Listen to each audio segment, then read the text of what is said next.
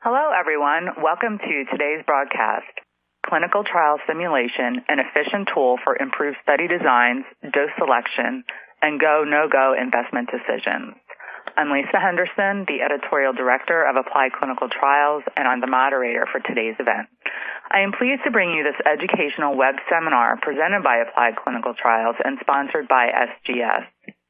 SGS is a life sciences CRO offering clinical research and bioanalytical testing across Europe and the Americas. SGS provides phase 1 through 4 trial services, including medical writing, data management, biostatistics, PK/PD modeling and simulation, pharmacovigilance, and regulatory consultancy.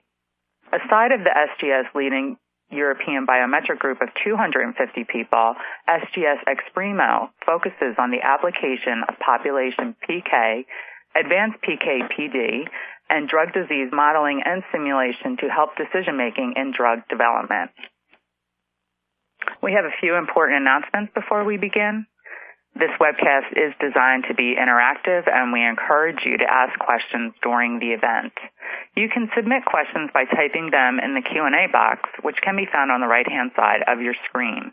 You can enlarge the slide window by clicking on the small green icon in the upper right-hand corner of the slide window, or by hovering your mouse over the lower right-hand corner and dragging the window to the desired size. The slides will advance automatically during the event. If you have any technical problems viewing or hearing this presentation, please click on the question mark help widget in the dock at the bottom of your presentation window. I am pleased to be joined today by Per Olsson and Alberto Russu.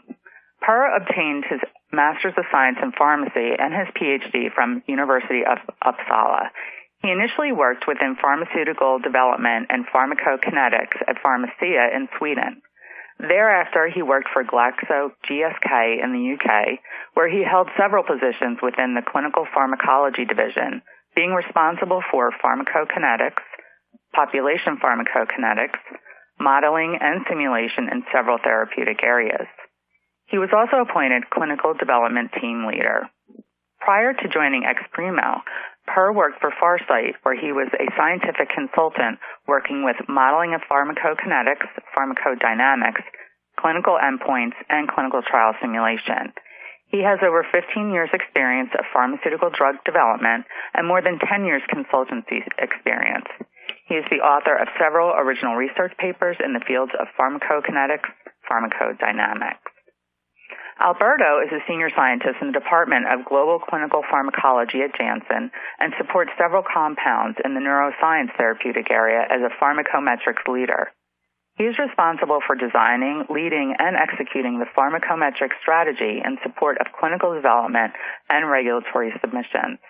His research interests focus on PK/PD modeling and clinical trial design in the areas of Alzheimer's disease, insomnia, and schizophrenia, where he has authored or co-authored more than 10 papers in peer-reviewed journals. So thank you all for joining us today, and Per, you have the floor. Thank you very much, Lisa, and hi everyone, and thanks so much for connecting to watch this webcast. I will start off by talking about modeling and simulation generally. What is it and why is it a good idea that we use it?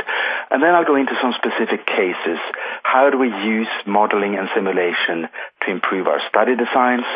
How do we use it to select doses? And how do we use it to help us in our go, no-go decisions? So, what is a model and what is simulation? Well, we take what we know about the human body, about the disease, and about drug, and about their relationship and how that interaction changes over time. And we try to put it into mathematical equations and statistics as a description of what's going on.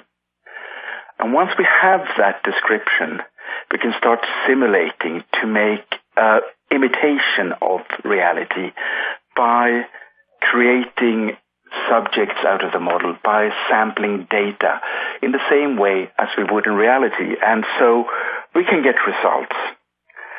And from the model and the simulations, we can get answers. So we can ask questions. What happens if we increase the dose? What happens if we run a longer study? And based on the answers we get, we can then make decisions. So who cares? Why should we care? Well, the new FDA commissioner, Scott Gottlieb, cares.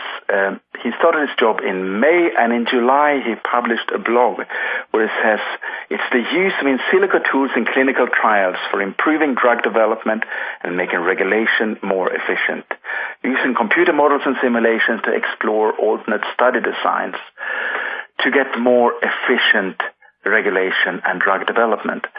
And FDA use these methods, modeling and simulation, in a range of areas. So they use it to predict clinical outcomes, to inform trial designs, to support evidence of effectiveness, to optimize dosing, and to predict safety and adverse events. And you can address a wide range of questions through modeling and simulation. Two examples of the sort of questions were given by Christine Carlson from the Swedish Medical Products Agency at a conference earlier this summer. And she said that we can use it to scale from adults to children when we try to give a drug to children for the first time. And also it's important as to help us justify the doses we take forward in trials and to the market. And in industry, these approaches have been increasingly used for the last 10 to 15 years. And you can see they're now becoming industrialized. This paper is a good example. We have people from 12 different pharmaceutical companies coming together in a working party to develop good practices in modeling and simulation. And the reason for this is that it saves both time and money. You can see an example from Pfizer here where they've saved 100 million, and importantly, they've increased the success rate in their late-stage clinical studies. And Merck has saved 500 million through impact on decision-making. And you can actually see many cases and the business cases developed in a publication in Applied Clinical Trials, as you can see below. So why do we need to use models? What's it with models that make them powerful and that help us in this way? Well, the body, disease, and drug are complex systems which interact in complex ways. And it's difficult to predict using common sense what would happen when things change. For a very simple example, if we double the dose of a drug, we don't normally see double the effect. And we can use models to integrate, that is, combine information across time, across dose levels, between subjects, across different studies, combining in vitro and animal data with human data, and even using data from other drugs than the one we're developing. And once we do that, we can use simulations to predict and extrapolate scenarios which we have not yet studied. And because of this, we can use it to make our studies more efficient, to find the best design for our studies.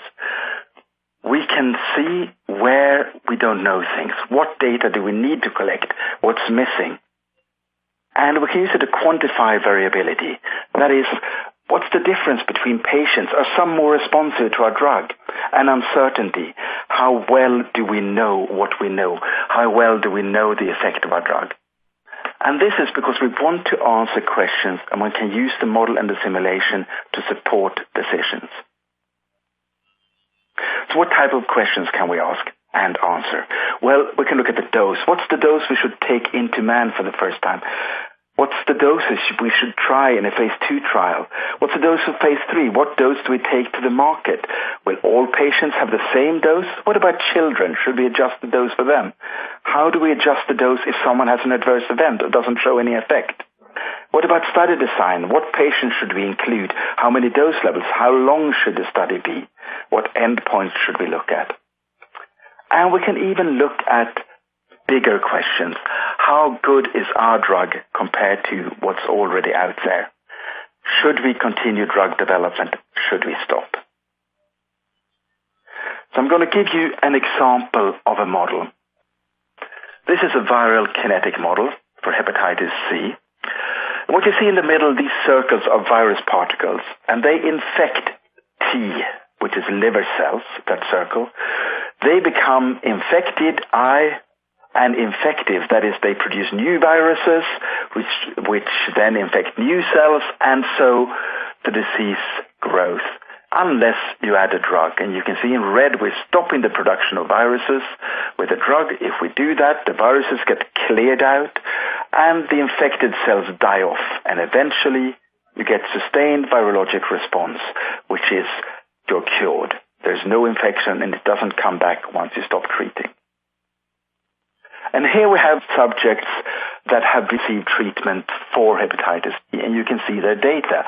And in the top left panel, you can see someone who, the virus count, which is on the y-axis, drops down over time. You have time on the x-axis, and at 48 weeks, we stop treating, and the levels still stay down. So this patient was cured, had sustained virologic response. The second patient also sees decrease in virus levels over time, and they go undetectable. But then we stop treating at 48 weeks, and the levels bounce back up. So this patient wasn't cured. The treatment worked, but not well enough. The third patient on the top row, well, you see some small response, and that's it. And the fourth one, you see a response, but even while you're still treating, the disease starts coming back. And so what we want, of course, is sustained virologic response. The dots on these plots are data. So these are observations from different subjects in the study. The lines are the model predictions. This is how the model describes the data. And once we have the model that describes the data, we can create this imitation of reality, this simulation. And we can try by giving different doses and different drugs. And in this case, we looked at giving monotherapy and a combination. And we looked at giving it to subjects that had a virus that was sensitive to treatment and one that was less sensitive. And we could see, okay, so what will the percentage of SVR be? How many subjects will have sustained virologic response? And these are the results. The histograms show you the predicted range of results. You look in the first panel, this is a combination therapy, but to a virus that's not very sensitive to treatment. You get nearly to 50% of subjects responding. Okay, but not fantastic. In the subjects with non-genotype 1 virus, that's the second panel on the first line, you can see that there we nearly get to 80%, much better. So that type of virus we can treat quite well with a combination. The bottom row shows monotherapy effects. You can see they're lower. With monotherapy, we can only get about 20% for the insensitive virus, which is not very good. So you do need a combination here. So we then did the study and got the solid lines. These are the actual observed results from a study. And you can see that the model predicted very well what would happen in these different circumstances. So that's great. We're very happy with that. But what could we learn from having a model? Well, we could look at what's the dose we need to get a reasonable fraction of subjects with SVR. How short can we treat? 48 weeks is a very long time for treatment. Could we do 24 weeks? What if we double the dose? Could we do 24 weeks then? And as I said, we looked at combination therapy and different viral strains, but also we could explain why do patients respond so differently. Some show hardly any effect, some show SVR. And the reason for this turned out to be, well, first of all, that the virus replicates it very differently in different patients. It grows very quickly in some and not in others.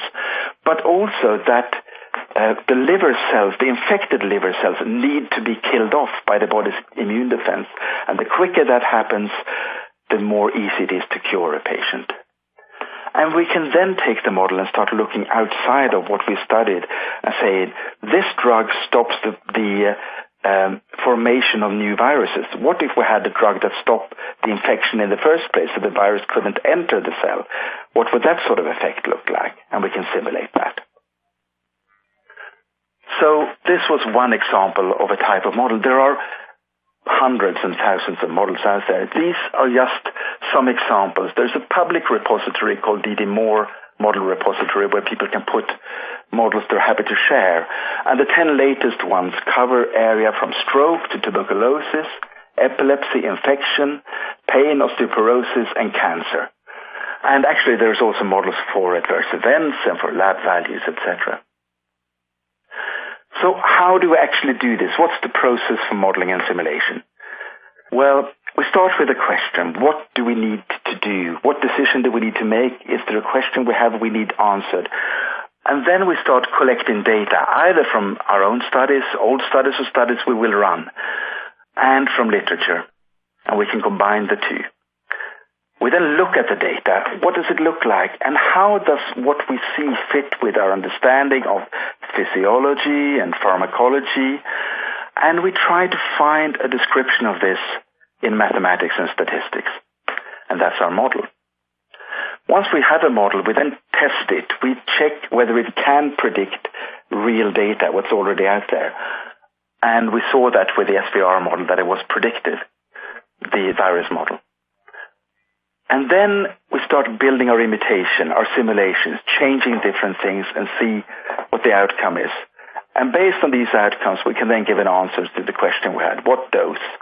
What protocol should we run? Should we continue development or stop? Going on to simulations, how do we actually do these simulations that I've been talking about? Well, we start with a model, as I said before. But then we add a study protocol, just like we would in a real study. We have inclusion criteria, what patients to have in the study.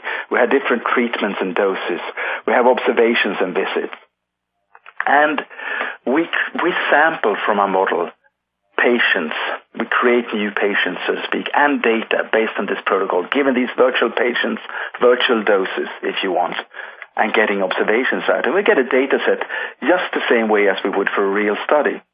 And we can analyze that data as we would a real study, and we come up with an answer. So in this case, a yes and a concentration.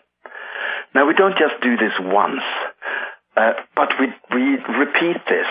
And because we randomly select subjects, and because our drug gives a slightly different effect every time, we get different results, and we get a range of results, and we repeat this not 4 times, but hundreds or even thousands of times. And now we can say that for analysis A, we have 80% yes, and analysis B, we have a range where we expect the results to lie. So this is the result of one set of simulations. But then we can start changing things. What if we did a 6-week study instead of 8 weeks? What if we included different patients? What if we doubled the dose? And we can add a new protocol, a different protocol. We can produce data, we can produce many replicates for that one, analyze it, and we now have a different answer under these conditions, and we can compare them, and we can use this to make our decision.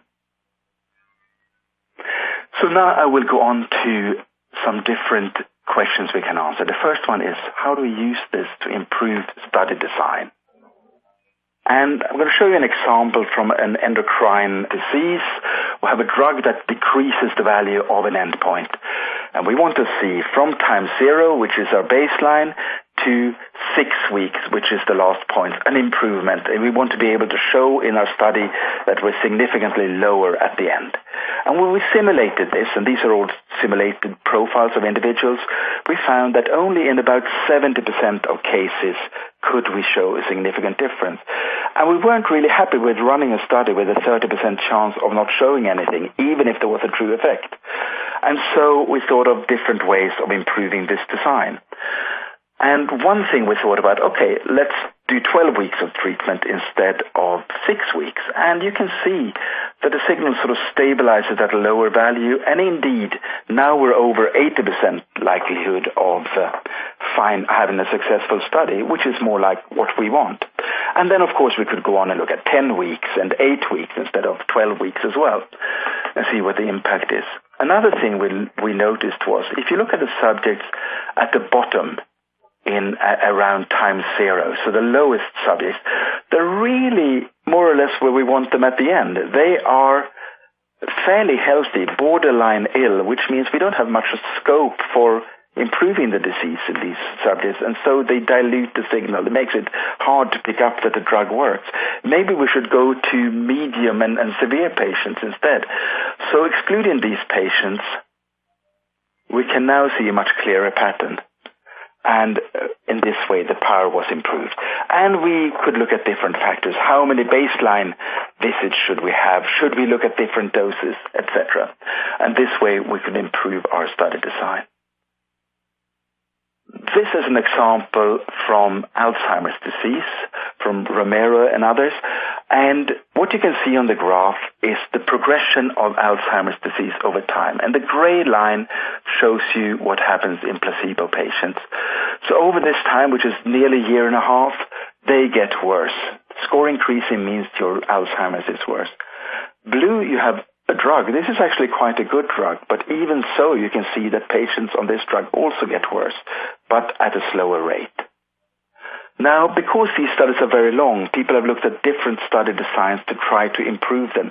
One issue with this study is that patients will stay on placebo for a very long time, and if your drug works, that's not something you want. So one alternate design that's been suggested is called the delayed start design. It starts exactly the same way for the first year, but after 1 year, everyone goes on active drug. No one stays on placebo. And from this, you could distinguish, first of all, you could give more patients active drug, but also it gives you a chance to see if there is a bend in the curve, so to speak, if disease progression is slower after you've added in the drug than when you were on placebo. So it's an interesting design. So Romero and others, they built a model for this and they started simulating. And what they found is when they tried to compare placebo and drug for the parallel design with a big drug effect, about 250 subjects would give you an 80% chance of picking up an effect. But when we move to the delayed start design, you need more than 600 subjects to pick up the same effect. Meaning that it's quite a cost to run in this design, and this is something you need to take into account if you want to run a delayed start study. I will now talk to you about how to use simulations to support dose selection across different phases of drug development. And the first example is from phase 1. So this is the first time you take a drug into man, and you need to decide on the dose to pick. And this model was built on animal data and then further developed using human data as this trial went on. And this is a drug that binds to a ligand, and you can see the kinetics actually become quite non-linear. If you look at the panel on the left, that's concentration over time. And at lower doses, they disappear very quickly. But as the dose goes up, you can see a very prolonged exposure out to as much as 3 months from a single dose.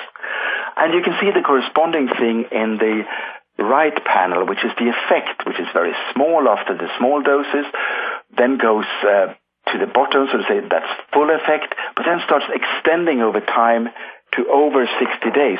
Now this is great. You can give the drug maybe once every 2 months.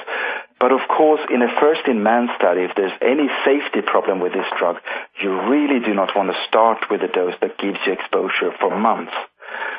So a model here is vital in picking the dose you start with, in picking the steps between different doses, and also when it comes to the study design, how long do we monitor these patients, how long do we keep them in the clinic, when do we measure things, when do we sample concentrations. Second example is from the other end of drug development. So this is how do we pick a dose to go into our phase 3 study.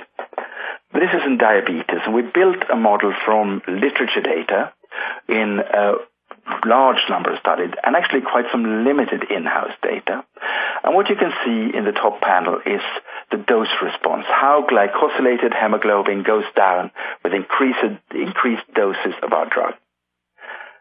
Second panel at the bottom, you can see the same for a competitor drug that was already on the market.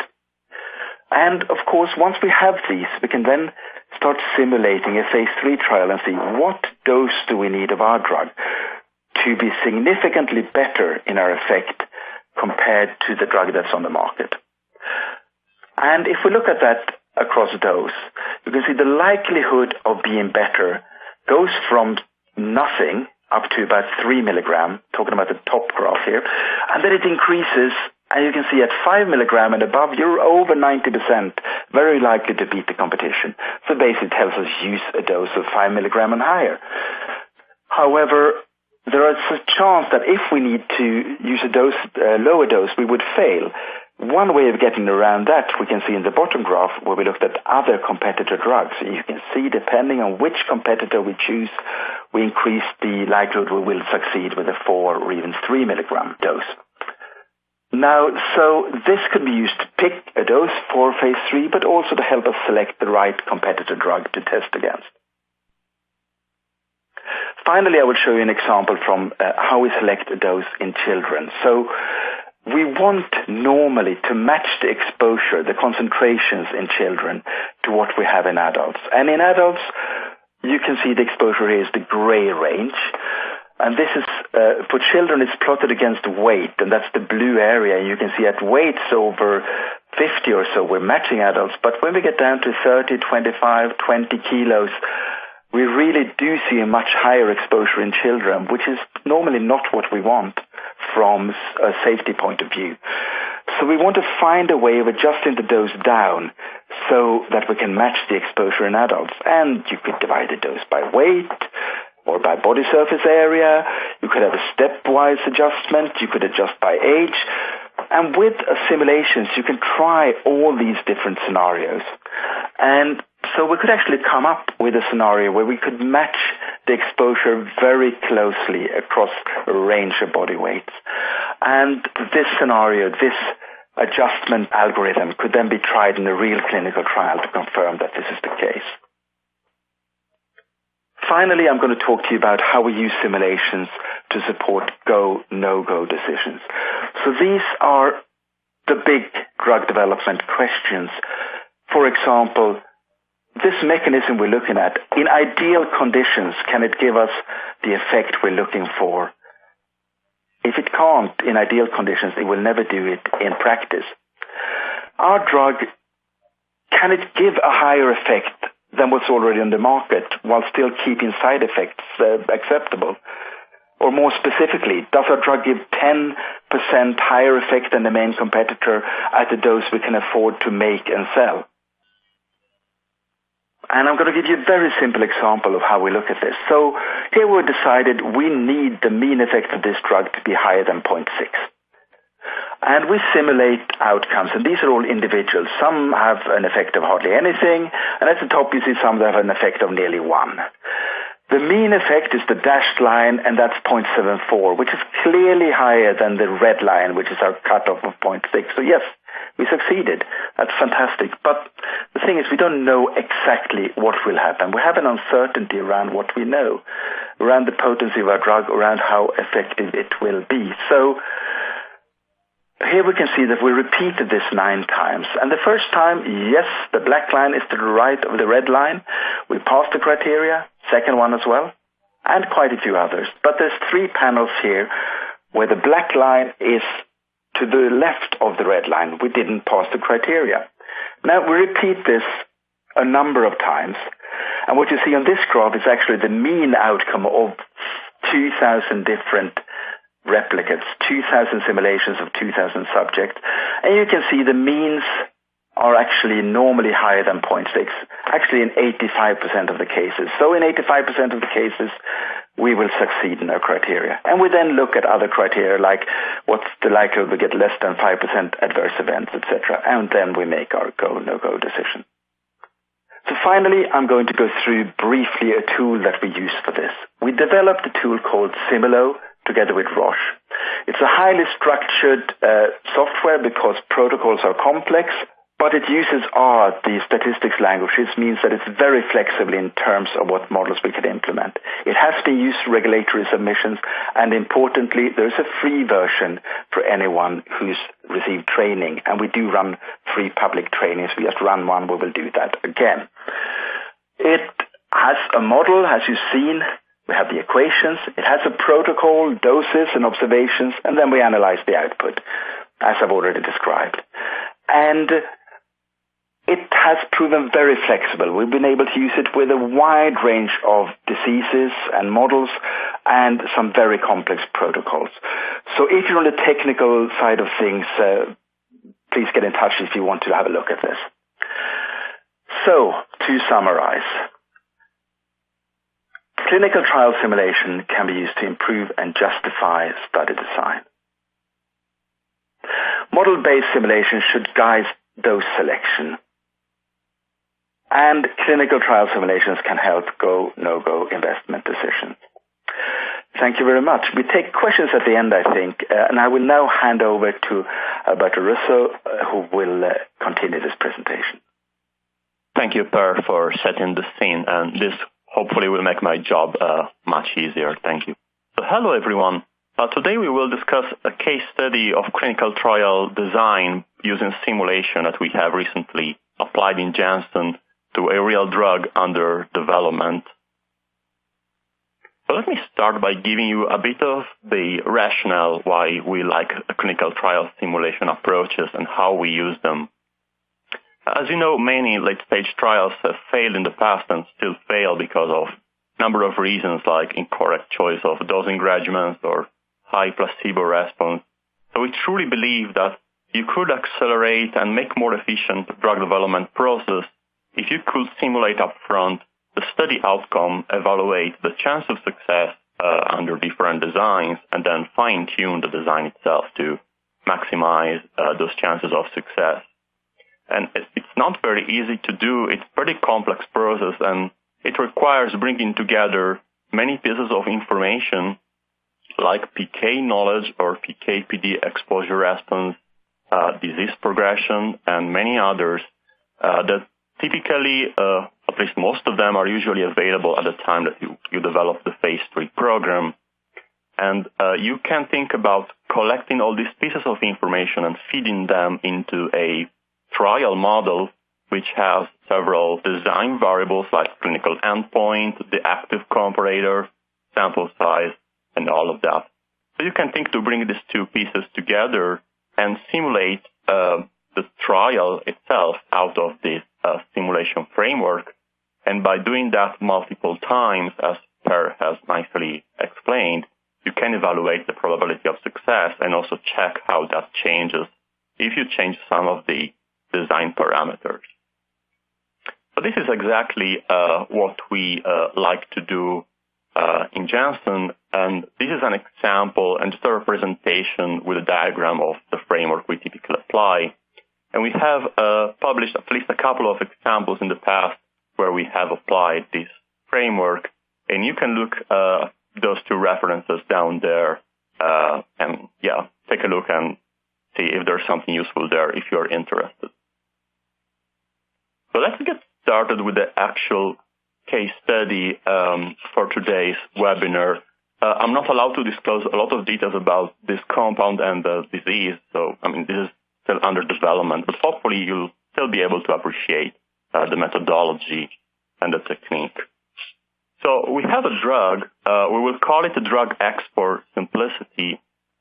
We have developed this drug as a maintenance treatment in one of our disease areas, and this is currently approved with a certain dosing regimen, which we will call A for simplicity, and you can think about this as a set of dose levels, depending on patient severity, with a given fixed dosing interval.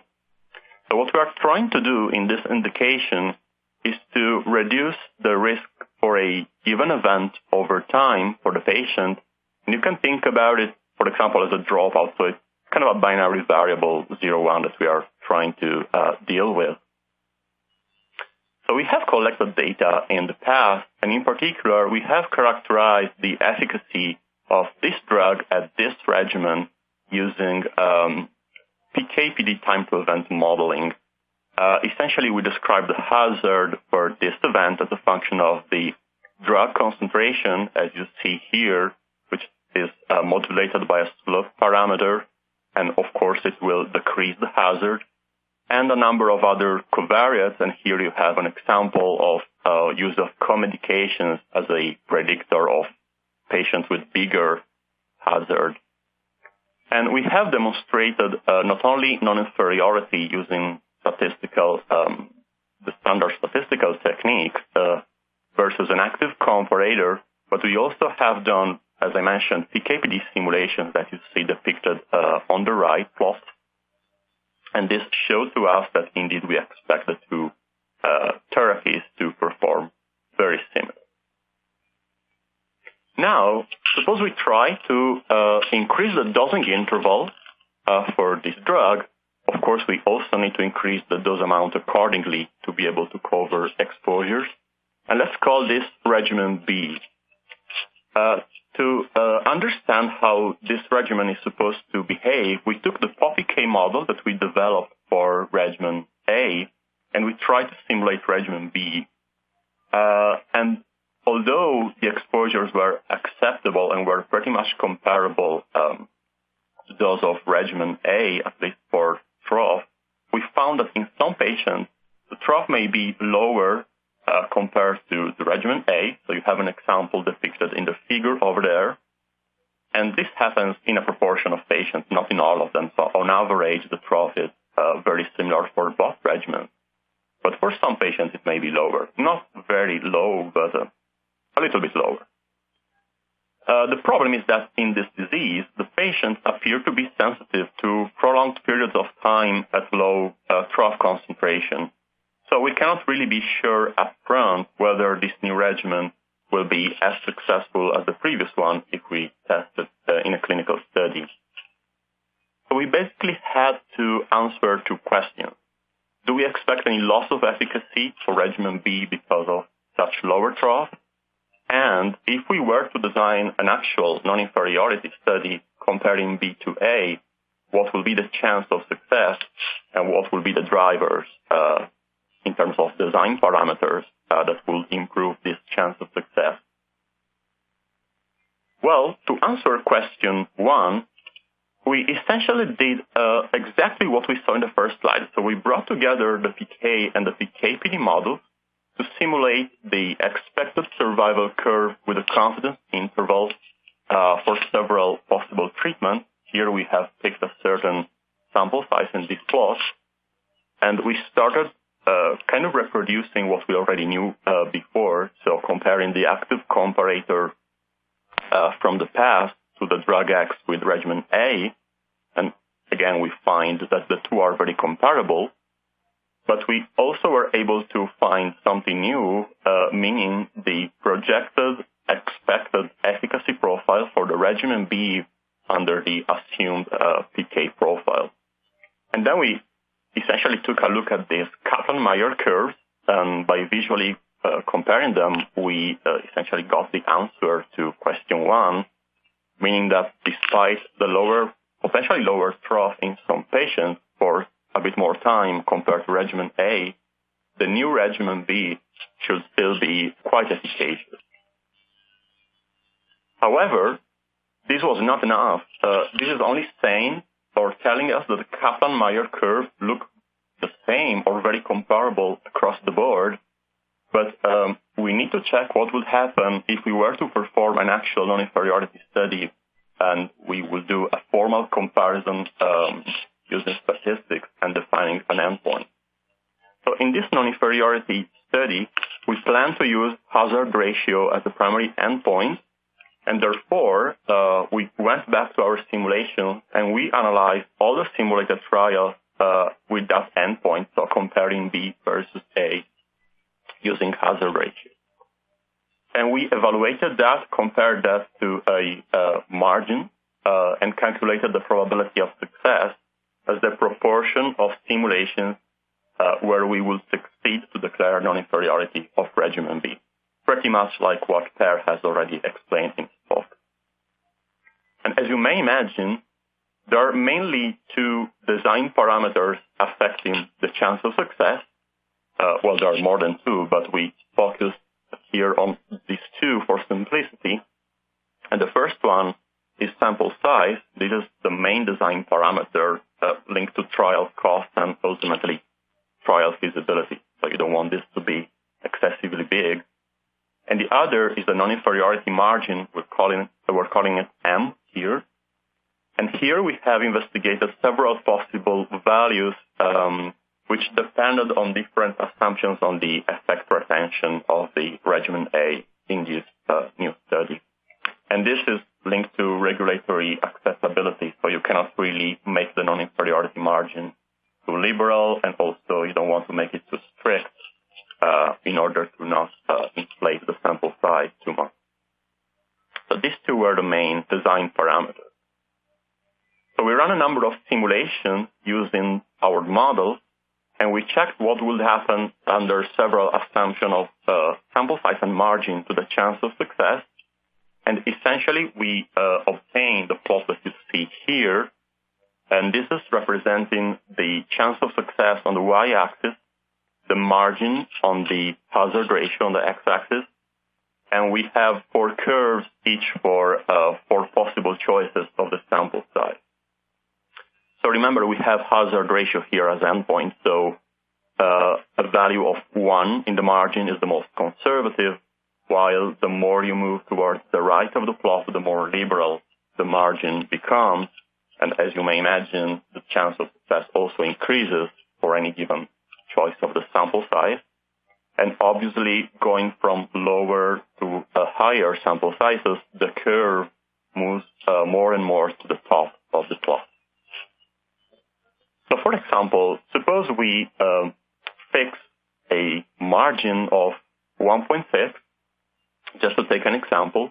In our case, 1.6 was pretty conservative, to be honest, but we started from this. And you can see here that if we choose this margin, by going from 840 subjects to 1,000, we will have an increasing chance of success from something modest like 60% to something a little bit more promising like 75%. I think in principle you will try to aim for 80% or even more, similar to what you will do with statistical power. But again, this particular margin for us was a bit restrictive and a bit too conservative. We didn't want to go above 800 subjects in the trial, certainly. That was too big a sample size. So we tried to make other considerations. For example, suppose that now we fix the chance of success to 80% and we try to see what happens. Well, if you want to enforce 80% chance of success, in order to get a smaller sample size, or smaller than 500, for example, of course you will have to relax the assumption on the margin. For example, if we go from 2.15 to 2.7, that allows us to get to about 400 patients, making the trial much more appealing from feasibility perspective. However, we knew that margins of 2 or more were not very likely to be accepted by the regulators, so we could not really go for the 2.7, unfortunately. And of course, you can look at this plot in many other ways. So for example, another way to read it is to fix the sample size. You see the green curve here, and basically you can move along that curve and try to find the margin and probability of success combination that is most appealing for a trial design. And here we have another example with a 90% chance of success. There are several evaluations you really can do out of this plot. It's really helpful. And we also compared to the standard statistical analysis estimate for power, and we found out that the results were pretty much in line between power and chance of success. So it was pretty reassuring we were doing something reasonable. So in the end, I hope I managed to convince you of the value of clinical trial simulation approaches.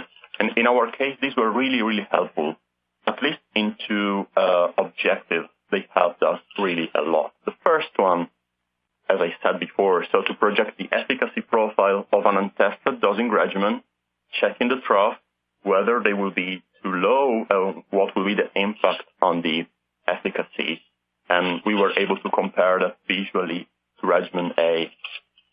And once we decided to move forward that regimen, we did a assessment of the design parameters on the non-inferiority design, and also there our simulation framework was very helpful and enabled us to find the optimal combination for margin and sample size. Of course, there's something to keep in mind, in particular that potential limitations here are the need sometimes to perform extrapolations out of the model, and that was the case for us indeed. So in principle, you should take those into account via sensitivity analysis, for example, so you should never forget that. And on the other hand, you should also make sure that when you design a new study and you apply such models, the new study is not too different from studies that have been used to build the model. So, for example, in our case, the time-to-event model or the POPPK model. Otherwise, you may run into the risk that your model's predictions may be totally unreliable and unrealistic. But overall, this is a very powerful approach. And this is really my last slide.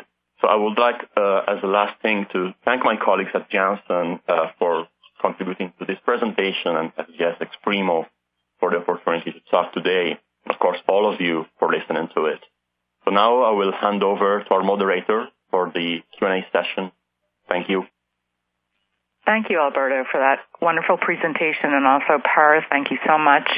Before we get started on the question and answer session, I would like to remind the audience that they can submit questions by typing them in the Q&A box, which can be found on the right-hand side of the presentation window, and we are going to try and answer as many questions as we can. So let's get started, and the first question: it seems that many of the examples are quite complex models requiring a lot of information. What if we don't have sufficient data, and what about drugs and diseases where you know very little? As I mentioned before, first of all, of course, there may be data there that's not your own. You could look in publications, etc., to build your model. But assuming there is really very little information, you're maybe first in class, usually you know some of the limitations of the system, and you also know what you're aiming for, what you're trying to get to, what your drug needs to do to be successful, which means that you can still build a model and do simulations to make sure that if your drug works like you hope it will, you will be sure you can catch that in the study you design. And also that if it doesn't work, at the end of the study, you'll be sure that it doesn't work. So yes, of course, you can't do the very complex things will be shown here, but you can still do something that can be quite helpful in drug development. Thank you, Per. The next question: could you comment on how sample size and non-inferiority margins were selected? Yeah, I can maybe take that one since that fits in my example that I presented. So it's a very nice question. So in practice, we wish to maintain the trial feasible and select a margin that will be acceptable to the regulators. We had a couple of choices for the margin based on different assumptions on the effect retention. And in the end, we proposed a more conservative margin to the regulators, and it was accepted. Actually, we know the molecule pretty well, and it was efficacious in the past, so we did not really need to use a very stringent margin because that will make the trial really unfeasible. We had a chance of success estimate, of course, which was very acceptable to us, but it wasn't the primary driver of the design parameters. Great. Thank you, Alberto. And I think this next question is for Per. Often timelines in drug development are very tight. Will this approach fit within those timelines? And what is the turnaround time for doing modeling and simulations to design a phase 2 or phase 3 trial? Very good point. There's no point in doing modeling and simulation and then deliver a result when all the decisions are already made. And we know the timelines are very tight in drug development. Some things can be done very quickly, but really the way around this is by planning ahead. Start building models before you have data, so based on data from earlier studies, and see if there are ways you can work with preliminary data or even blinded data. We work with something called Secure Data Office, which allows us to, in a secure and regulatory fine way, to access data before unblinding. And we can so build the models and then just update with final data very quickly at the end. And that way, we should be able to deliver to the same timelines that the main statistical analysis delivered, and so help in the decision making without delaying things. Thank you, Per. And I think this question also refers back to your presentation, Alberto. Could you comment on the potential challenges and caveats in applying this approach? Did you fully trust your prior models?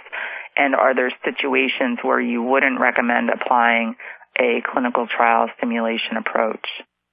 Yeah, this is a great point. So, of course, there's always a risk in trying to predict the future. In our example, we had a pretty good understanding of the PK of the compound, although we did not have data with any regimen, but we still believe that the trials were pretty much in line with regimen A. And the PK/PD model was developed on the exposure range of the previous regimen.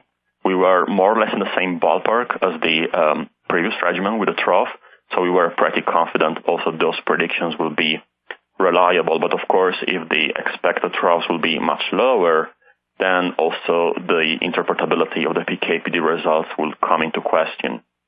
Actually, you could think about also checking assumptions on the potency of the drug and whether you think it will remain the same also in the new study. And so, for example, in our case, the slope parameter, you could think about making it a variable in the simulation and try to see what would happen for different values of that parameter along with sample size and margin. And so check your assumptions, also accounting for uncertainty in that. Thank you, Alberto, and thank you, Per, for your answers to the questions. Unfortunately, we are out of time. I want to thank the audience for their interesting questions and participating in today's event. Since we weren't able to get to all the questions, the speakers will come back to you individually, and you can also feel free to use the contact information to reach out to them for further discussion. I would also like to thank our sponsor, SGS, for making today's educational webcast possible. This webcast will be available for on-demand viewing through September of 2018.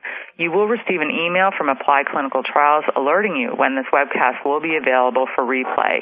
We invite you to forward that announcement to your colleagues who may have missed today's live event. And we will see you next time. Thanks again. Bye-bye.